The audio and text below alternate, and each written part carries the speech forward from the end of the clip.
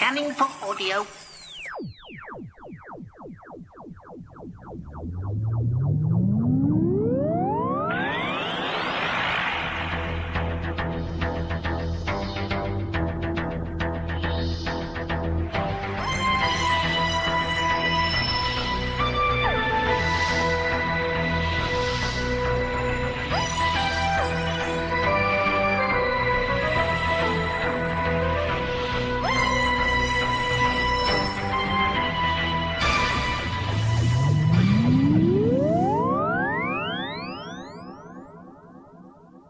When I was driving back from Newcastle, after signing marvellous copies of Whostrology, yes, I will be plugging it whenever I can, you probably want to add that to the Tin Dog Podcast drinking game, I listened to Unit Dominion.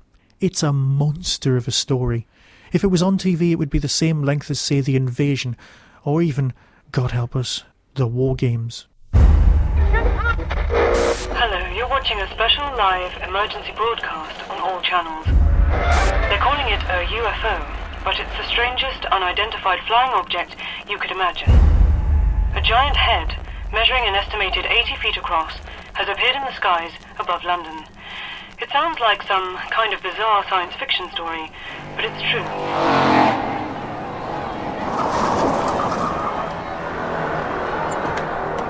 Right! Listen up! I am your new commanding officer! Time to end this farce! Move it! Aim right at that thing! Open fire! What? How can the TARDIS be arriving? We just left it. Look, I can still see it right there behind us. This is another TARDIS. Looks like the very same old Type 40. But much older. Ancient even. Hello, you! Meet you from eons along your timeline. Ah, the giddy joy. He looks younger than you. Yes, thank you, Raine. Have we met somewhere before? That rather depends on who you are. I'm the Doctor. Who else? Who's the bloke coming out of the tent? Dressed like Ebenezer Scrooge. That's the Doctor, Unit's scientific advisor. He commands respect. Did we lock horns back in the mists of time? Was there a row which I've long forgotten but still smarts for you? There is something, isn't there? What is it? You really don't remember, do you? It really was serious, wasn't it? You seriously can't remember? This was something to do with the version of me with the umbrella that you mentioned when I arrived, am I right? That's the trouble with crossing the dimensional divide. You never quite know what you're going to unearth. For all you know, a massed attack on our flying head friends may cause a chain reaction that could ignite the Earth's atmosphere and snuff out all life on your precious little planet. So far there are 2 incursions. The initial reports suggest both incursions are by creatures unknown to us. All section commanders, man your posts! We have incoming! We can only guess that they're going to attack! The authorities have already declared a state of emergency. I'm told the government have already been evacuated by helicopter and that the armed forces have mobilised and are moving to protect major population centres. So far, there have been no reports of attacks overseas, but it is surely only a matter of time before... Oh, God! It's monumental. Although it's the same length as those stories, it's actually a sequel, in many respects, to the Unit miniseries of years ago. There were 4 stories then, and one of them had a story. I'm sure there was someone called David Tennant in it. I could be wrong. I so often am. Those stories exist and can probably be bought at quite a knockdown rate from the Big Finish website. But Unit Dominion is a different creature altogether. You see, the Doctor never appeared in those Unit stories. Here, oh yeah, we've got at least one Doctor showing up. And because we're willing to suspend our disbelief and buy into the fact that Big Finish will try and find a way around using the current Doctors, we can so buy into this story. Because as well as the 7th Doctor and Raine, who was in the Lost stories, apparently she was the assistant set to take over. Now on TV she was down to be played by Julia Sawalha, and for the 8th Doctor, who was then not to be Paul McGann, but to be, well, you've seen Harry Potter. You know his uncle? Yeah, Richard Griffiths. He was down to be approached to be the 8th Doctor. Now that, yep, I would like to have seen. So Raine and the 7th Doctor, the person from the Lost Stories, gets to be in this story. Now, also referencing some old Big Finishes. Now, bear with me because you don't actually need to know any of this backstory as such. It's Tracey Childs playing Dr. Klein. Klein is an interesting character because a long, long time ago in the story called It's, Ace left behind his CD player. It was a ghetto blaster with a CD player in it. Resulting from that, several scientists managed to create an alternate timeline because the Nazis won the war using laser-based weaponry. The technology left over in the CD player. Ace basically created an entire spurious timeline. In this timeline, Dr. Klein existed. The Nazis had won the Second World War, and not particularly nice things were happening.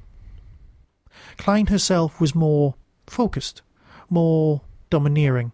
The Doctor changed the timeline round and gave her a new life, a life in our timeline, a timeline she shouldn't really have existed in, a timeline where she became UNIT's scientific advisor. In order to make sure that she doesn't snap back to her untimelined self, think Rory becoming a Roman, for example, except these memories don't actually exist. In order to make sure that this doesn't happen, the Doctor, the 7th Doctor, the Umbrella Man, keeps appearing in her life, watching from a distance just to make sure that she's...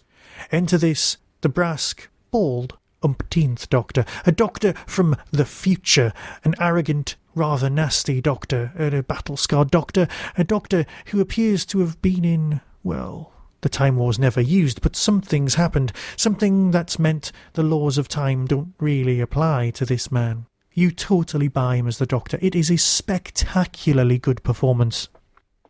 Alex Macqueen, just down as the other Doctor, a non-specified number from beyond our TV series. He's just brilliant. Each of these discs takes up an individual story. It's a 5-disc set and not particularly overpriced. It feels like an old Pertwee story because each of these are a UNIT incursion set on Earth. This other Doctor will help UNIT and manages to sort things out, all with the background of a Dimension Ear. The Dimension Ears are the precursors to the Time Lords. They messed about and were, well, not exactly evil, more callous, more powerful than the Time Lords. This technology is very, very dangerous. Think Hand of Omega. The other Doctor even uses the line, "It makes the key to time look like a trinket." That's the level of power we're dealing with. We're also dealing with a series of, like I said, incursions, invasions of Earth that UNIT has to deal with. UNIT, the international UNIT.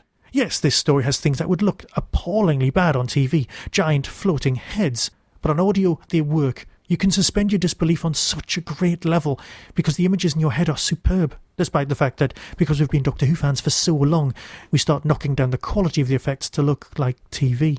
I don't want to spoil any more than that. Suffice to say that UNIT is well developed, well thought out, and the Brigadier gets a mention. Sophie Aldred does appear, but I wouldn't buy it if you're just a fan of her because she's hardly in it. Here we have a 7th Doctor who's at a loss, who's trying his best, but not particularly succeeding, against his future self. He doesn't like his future self, and I don't blame him.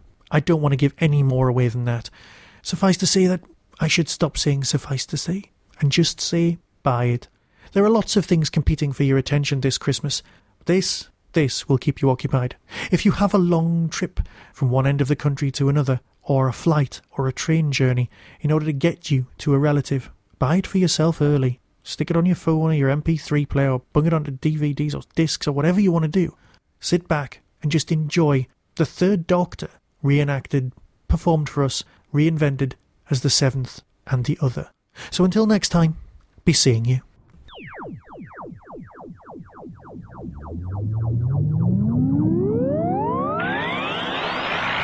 You've been listening to the Tin Dog Podcast. Doctor Who and its associated shows are copyright of the BBC. No infringement is intended. To contact the show, email tin-dog@hotmail.co.uk. To order or simply find out more about the book Whostrology, the Time Traveller's Almanac, visit whostrology.com. The Tin Dog Podcast is a founder member of the Doctor Who Podcast Alliance.